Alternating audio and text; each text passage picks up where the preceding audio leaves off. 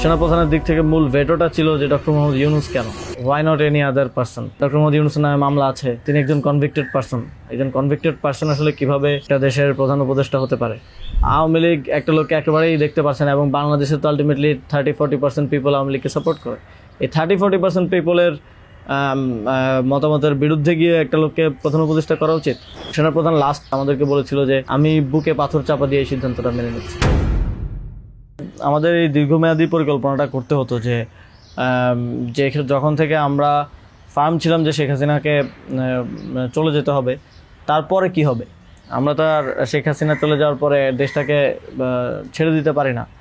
তো এই জায়গা থেকে আমরা দেখা যায় যে এই চিন্তাটা আস্তে আস্তে আসতে থাকে, কিন্তু ওই সময়টাতে আসলে এটা বিশ্বাস করাও কঠিন ছিল যে 5 তারিখের মধ্যেই হয়তো হয়ে যাবে। আমাদের তো এমনকি সশস্ত্র অভ্যুত্থানের প্রস্তুতিও ছিল। 5 তারিখ যদি আমরা সফল না হতাম, হয়তো আমরা অস্ত্র তুলে নেওয়ার ঘোষণা দিতাম, এবং নাইট বাই ভিডিও বার তো রেডি রেখেছিল, আমিও কি ঘোষণা দিব সেটাও রেডি ছিল। তবে এর আগে আমরা এটা অনুভব করি যে পরবর্তীতে আমরা আসলে দেশটার আসলে কি হবে শেখ হাসিনা চলে যাওয়ার পরে। সেই জায়গা থেকে মানে এটা কোনো কালেকটিভ ডিসিশন এরকম ছিল না, এমন না যে আমরা মিটিং করে ডিসিশন নিয়েছি যে ডক্টর ইউনূসকে প্রধান উপদেষ্টা বানানো হবে বা এরকম কিছু। তখন আমার মূলত যোগাযোগ হয় ইয়ের সাথে, যে যোগাযোগ হচ্ছিল আমেরিকান এম্বাসির কয়েকজনের সাথে।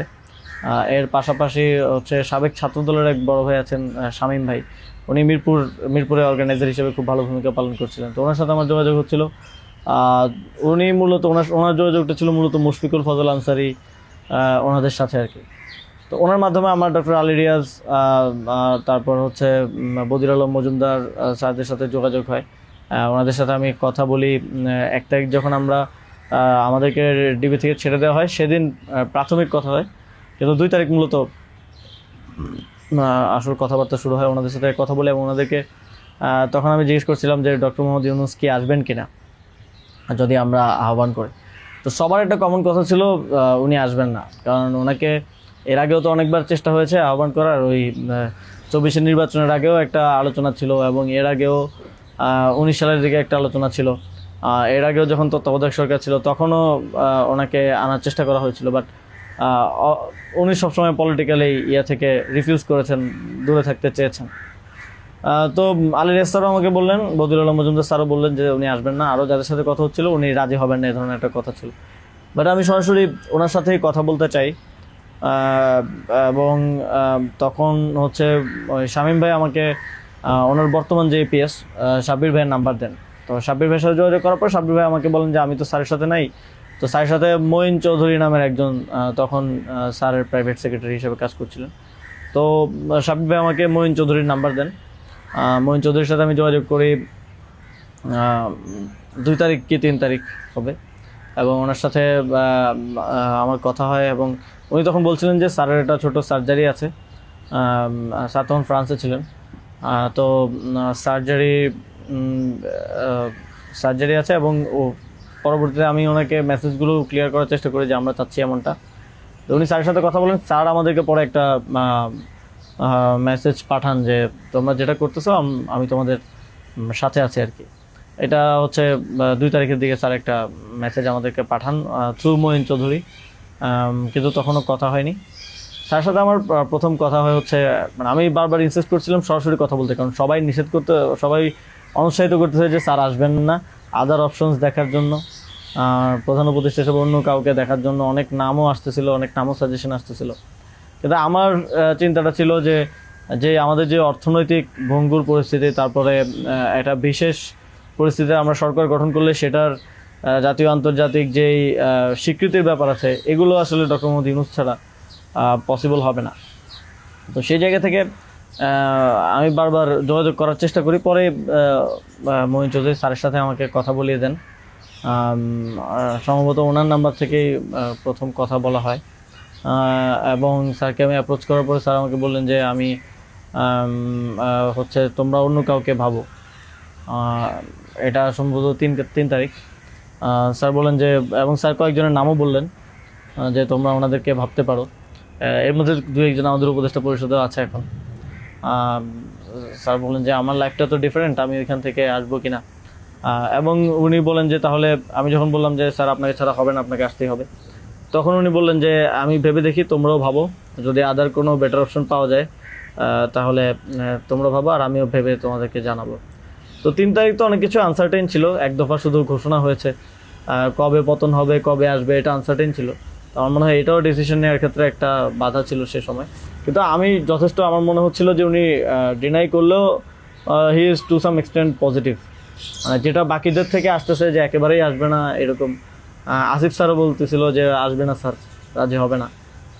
তো আবার আমার মনে হচ্ছিল যে এই লোকগুলো তো সবাই স্যারকে পার্সোনালি চেনে, তো ওনারা বলতেছে, কিন্তু আমরা ইনসিস্ট করি, আমি ইনসিস্ট করি, এবং আমি তখন আসলে বাকিদেরকে জানিয়ে রাখছিলাম যে আমার স্যারের সাথে যোগাযোগ হচ্ছে। তখন এটা কোনো কালেকটিভ ডিসিশন ছিল না যে ওনাকে আমরা প্রধান উপদেষ্টা করব। আমি নাহিদ ভাই, মাহফুজ ভাইদেরকে জানিয়ে রাখি যে আমার ওনার সাথে যোগাযোগ হচ্ছে, দেখি এটা কোথায় যায়। আর সবার কাছেই তো তখন সময়টা আনসার্টেন ছিল যে কখন পতন হবে, কখন সরকার হবে।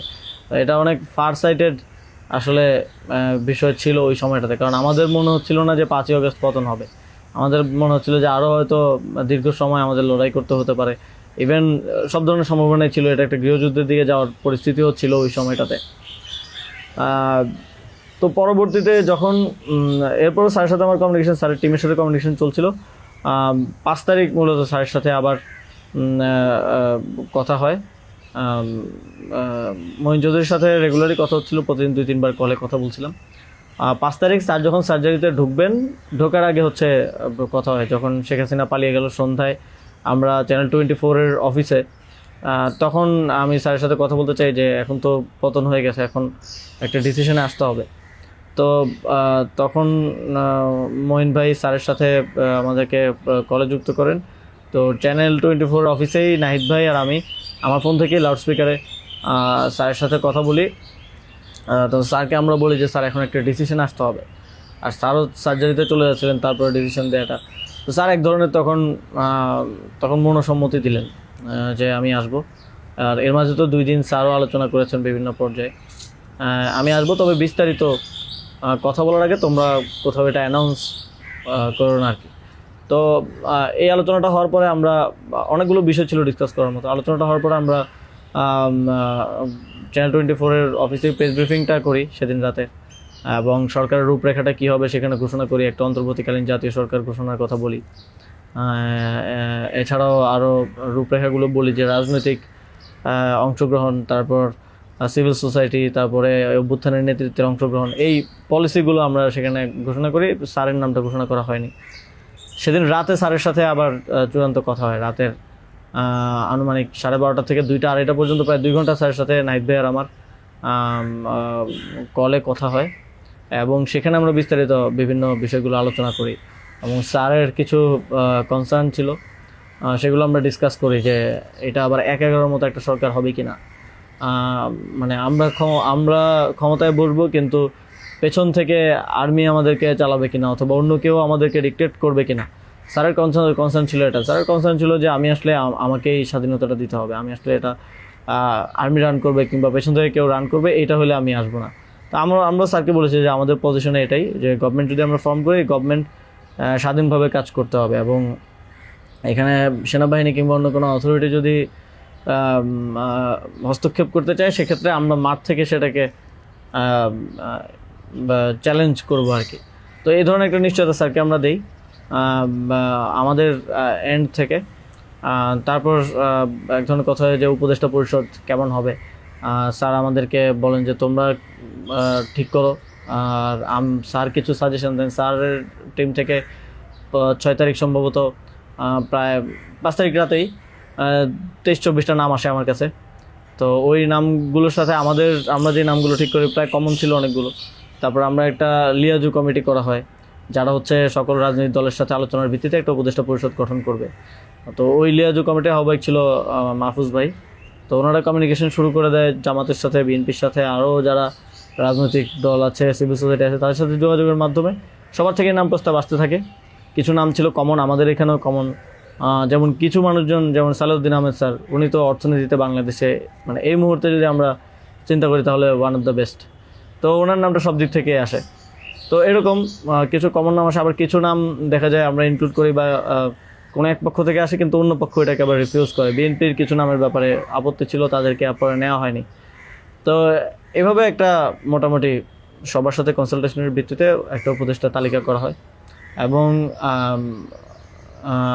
যেদিন স্যার ল্যান্ড করে বাংলাদেশে আসেন 8 তারিখ দুপুরে, আর্মি থেকেও কিছু নাম প্রস্তাব করা হয়।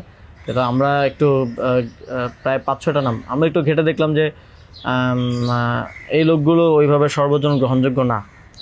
এবং আরেকটা সমস্যা হচ্ছে তাদের অনেকেরই হয় না যে সফট আওয়ামী লীগ অ্যান্ড আওয়ামী লীগের সিভিল সোসাইটি হিসেবে পরিচিত, অথবা তাদের ব্যাকগ্রাউন্ডটা একজন আর্মি অফিসিয়ালসের নাম ছিল সেখানে, এক্স আর্মি অফিসিয়ালস।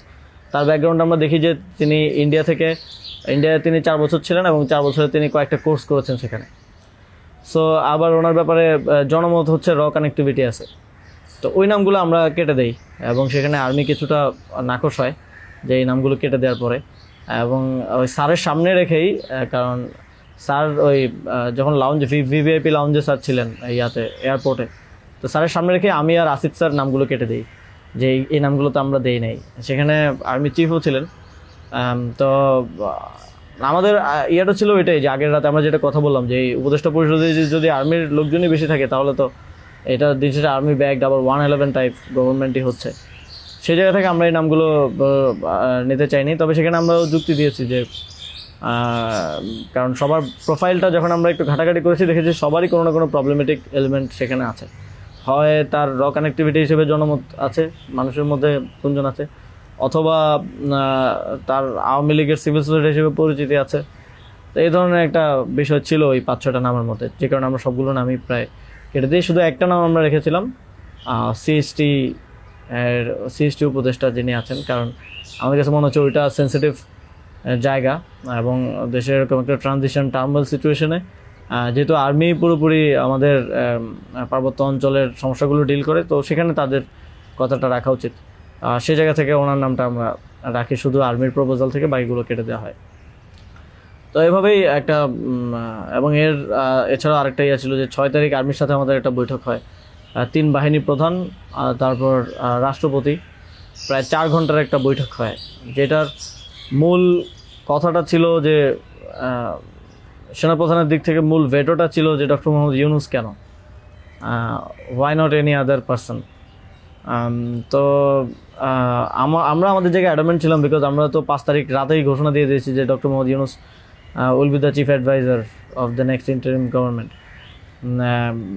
এবং সেটা এক ধরনের বৈপ্লবিক কায়দায় আমরা ভিডিও বার্তা দিয়ে ঘোষণা দিয়ে দিয়েছি, আমরা কোনো নিয়মের কিংবা সংবিধানের তোয়াক্কা সে সময়টাই করি নাই।